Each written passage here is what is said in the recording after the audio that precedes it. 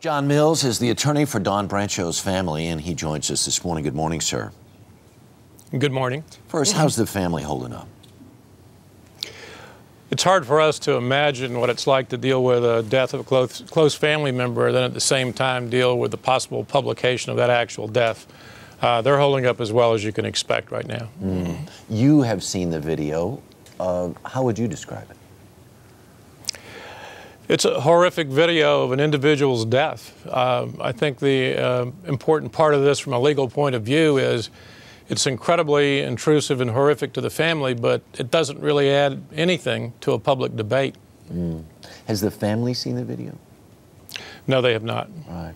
And the most important thing about why you would want to prevent it from becoming public is what?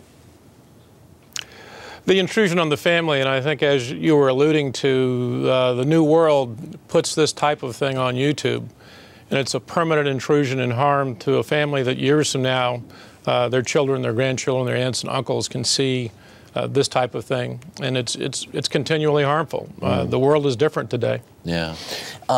Would it be agreeable to you or the family that at least some members of the press would be allowed to view the video, not necessarily make copies of it? Because this is, after all, the subject of an ongoing investigation.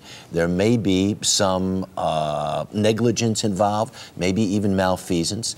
Would it be agreeable to you for some members of the press to view it in that way? We're talking to members of the press for ways to uphold the public's right to know and the press's interest in verification of the truth. There are a number of ways to do that. The judge can view the video.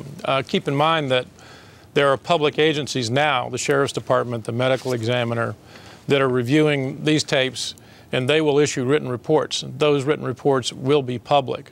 So the goal of holding accountable and making sure that these investigations are thorough can probably be accomplished in a couple of ways. But yes, we're talking to the press. I will mention that in the Earnhardt case, when the death of Dale Earnhardt, the press was able, we worked with the press and had an expert view because his autopsy, just to refresh people's memories, his autopsy photos were banned from public view, but were made available for the press to see.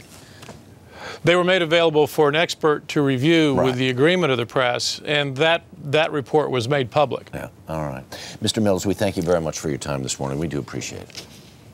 Thank you. All right. A lot happens early on The Early Show, weekday mornings on CBS.